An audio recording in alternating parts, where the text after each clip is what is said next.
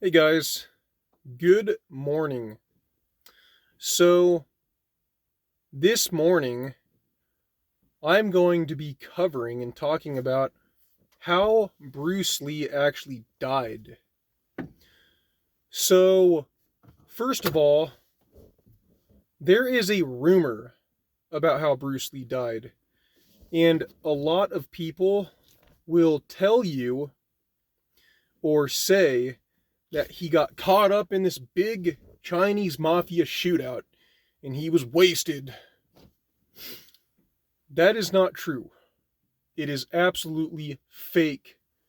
And anyone who has told you that, or if you believe that yourself, trust me. Take it from me. It is a rumor, and it is not true.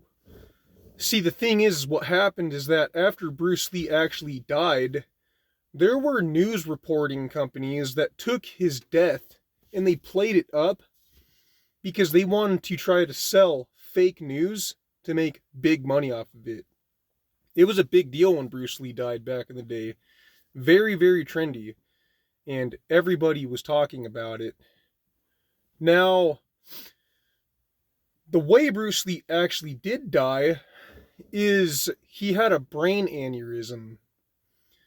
There was one day that he was complaining because he had a headache, and so his wife took him to the hospital, and that was it. Boom. He had a blood clot that shot right up to his brain and it bursted. Brain aneurysm, dead as a doornail. Now, why did Bruce Lee have a brain aneurysm? Well, more than likely, he trained himself to death. Bruce Lee was born, I think it was like in November of 1940, and he died in July of 1973. So he wasn't even 33 years old. He was still 32, going on 33. So for Bruce Lee, he took his martial arts very, very seriously. I mean, he was an absolute freaking training fiend. He would train 16 hours a day, 7 days a week. And when he started training really hard, I don't really know, but let's say he might have started training really hard at 15. Maybe he started training really hard at 20 years old. Even at 20 years old, that's 12 years. Now, I didn't do the math exactly, but if you take 16 hours a day and you multiply that by 7, 16 hours a day, trained 16 hours a day, 7 days a week, that is a lot of hours, like a ton. For Bruce Lee, training was a way of life. And every chance he could get, he would train. Even when he would have his friends come over to visit him, he would bond with them by training. What exactly did he do in his training? He would work out on heavy bags. There was probably punching bags, kicking bags. We don't know exactly what he would do, but he probably would do kicks, punches, push-ups, sit-ups, pull-ups, really anything that he could do logically to get his hands on to keep his body stimulated. Now, because of all of Bruce Lee's training that he would do, oftentimes he would have aches and pains. And what he would do is he would take painkillers, completely ignoring all the vital signs that his body was telling him, and just push right through it. Horribly unhealthy. And everything that you do in your life, you have to do everything in moderation. So that means too much of anything is bad, and too much of exercise is bad.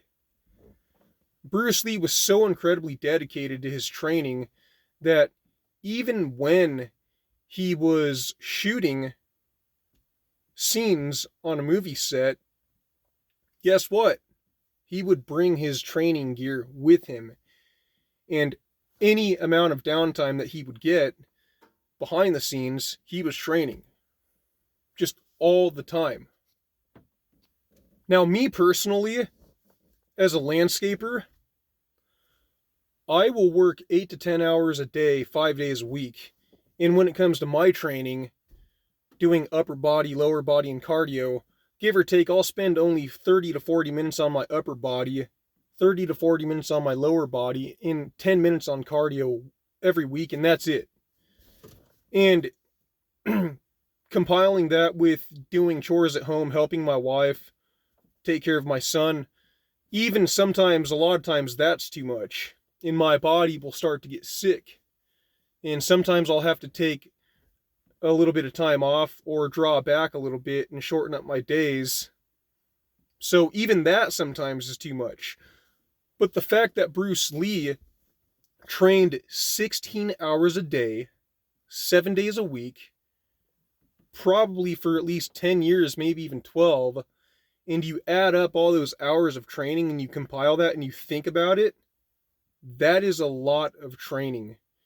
And so, to this day, if he was still alive, he would have been 83 or 84 years old. So, let's put this in perspective. Navy SEALs, when they go through their hell weeks, they shave 5 years off of their lives. In a hell week, Navy SEALs, they run, I think it's up to like 215 miles. And that's just from the running. That doesn't even account for all the push-ups that they're doing, or all of the log lifts, or all the time that they're spending in the ocean.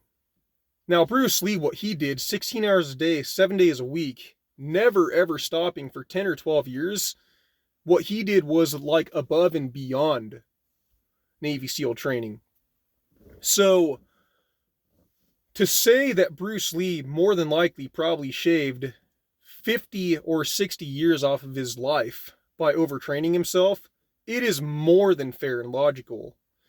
And there is a multiple different ways that Bruce Lee could have died. 1, he could have had a heart attack. 2, he could have ended up having a stroke. And if he would have lived for another 1, 2, or 3 years, it's very likely that he could have even developed getting cancer. Because, like I said, too much of anything is bad for you, even too much exercise. And even too much exercise, it's hard on your organs. He also could have developed Crohn's disease in the long run. I mean, the list goes on. There could have been so many ways he could have died. But for whatever reason, his brain is the part of his body that responded first, and his body triggered the brain aneurysm, and it took him out like that, and that was it. So, it just goes to tell you that you really have to be careful in your life with what you do, because if you overdo anything, it's really bad. In all reality, nobody really knows why Bruce Lee had that brain aneurysm. But if you just think about all the hours that he spent, 16 hours a day, 7 days a week, and you compile that, it is very, very easy to be able to come up with the conclusion that, yeah, he probably trained himself to death. And that is how Bruce Lee actually died. Thank you guys for watching.